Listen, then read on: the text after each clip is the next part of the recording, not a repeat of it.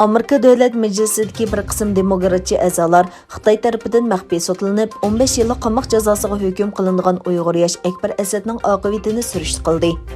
Amerikadagi Zehil nomli gazetining xabar qilishicha, Amerika Avom palatasining demokratchi a'zosi Max Ross boshchiligidagi a'zolar 18-avgust seshanba kuni Xitoyning Amerikada turishliq bosh elchisi Sui Tiangayga imzoliq maktub avatib, Akbar Asadning ahvoli haqida o'zlariga ma'lumot berishini talab qilgan. Bag'dod to'rining qurg'uvchisi, tonilgan yosh korxonachi Akbar Asad 2016-yili 2-oyda Amerika Tashqi ishlar ministrligi tashkillab kelayotgan xalqaro ziyoratchilarni tarbiyalash rahbarlik programmasiga qatnashib, Urumchiga qaytib borgandan keyin tutqun qilingan bo'lib, uning bu yilning beshida 15 yillik kesib etilganligi oshkorlangan edi. Yuqorqi bu maktubga imzo qo'ygan Davlat Majlisining demokratchi a'zolaridan Max Rossdan boshqa yana Avom palata a'zosi Jim Cooper, Stephanie Murphy, Jim Costa, Abigail Spanberger, Josh Kottemer qatorliqlar mubar bo'lib, ular yana Amerika Tashqi ishlar ministrligini Akbar Asadning turmadan qutulishi uchun yana ko'p harakat qilishiga chaqirgan.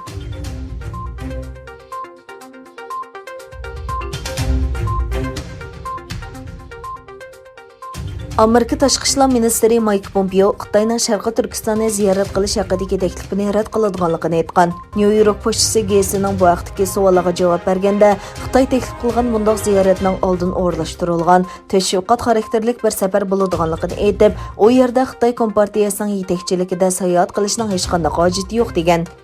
Amerika hukumati yer shari magnitsidagi kishilik huquq qonunini ishlatib, Xitoyning Chenchenggo, Juhaylun qatorliq Uyg'ur rayonidagi 4 nafar yuqori darajalik amaldoriga embargo yurgizgandan keyin, Xitoy Tashqi ishlar ministrligining bayonotchisi Hua Chunying 16-iyul kunidagi bayonotida Amerika Tashqi ishlar ministri Mike Pompeoni Uyg'ur elini ziyorat qilishga taklif qilgan.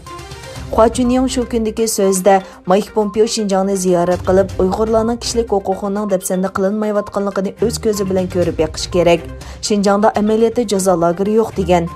Mike Pompeo New York pochtasiga qilgan so'zda Hua Chunyingning yuqorqi so'zining yolg'onligini, shunga uning bu taklifini samimiy bir taklif deb qaramaydiganligini aytgan. O, men ulardan haqiqiy samimiy taklif kelib, biz ko'rishni xohlaydigan yerlarni xohlaganimizcha ziyorat qila oladigan bo'lg'uchi saqlayman. Biz amaliyotda buning uchun nurg'un xizmatlarni qilishimiz kerak degan.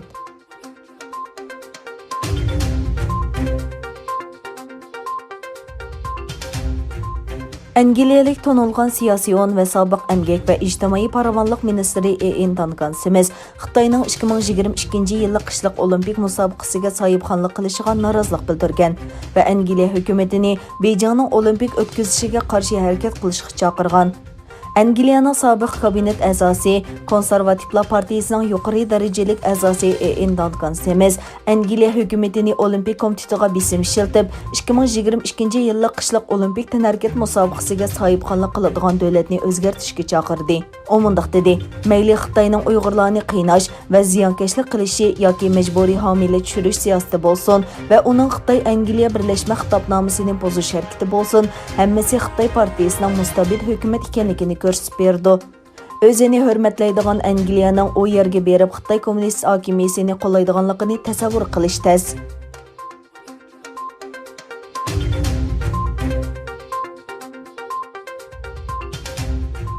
Amerika va Xitoy suhbat vakillari birinchi bosqichlik kelishimni muzokara qildi.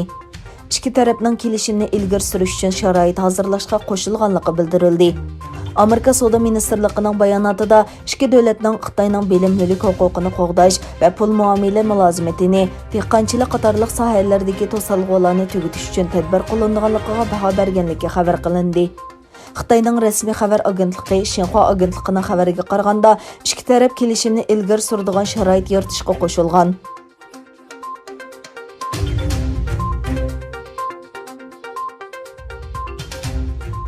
Bu yilning beshida Shimoliy Koreya rahbari Kim Jong-un haqida ko'p xil farazlar o'tirg'i chiqqan bo'lib, uning kasalligi va doktorxonada yotganligi ilgari surilgan. Ilgari Koreyada yuqori darajalik vazifalarni o'tagan ba'zi manbalar Kim Jong-un kasallik sababidan hushidan ketdi va barliq huquqini singlisiga o'tkazib berdi dedi. Bu qarashni Koreyaning sobiq davlat boshliqlarining biri Kim Dong-jongning maslahatchisi bo'lgan Chang Song-min o'tirg'i qo'ygan. Chang Song-min Kim Jong-unning salomatligining nihoyatda nacharligini o'tirg'i qo'ydi. Sobiq maslahatchisi Koreya taratqularida qilgan so'zida, "Meningcha u shuk bo'lib qoldi, ammo u yana hayot.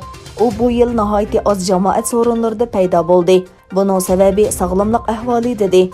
Kim Jong-unning singlisi Kim Yo-jongning yaqinda siyosiy sahnada qad ko'targanligi va hukumat ishlariga qatnashganligini bayon qilgan Chang Song-min mundaq dedi. Singlisi davlat ishlarini ustiga oldi, lekin taxi aniq o'tguncha mezgil bo'lmadi. Uning 33 yoshli singlisi amaliyotda ikkinchi rahbar sifatida davlatni boshqaryotdi.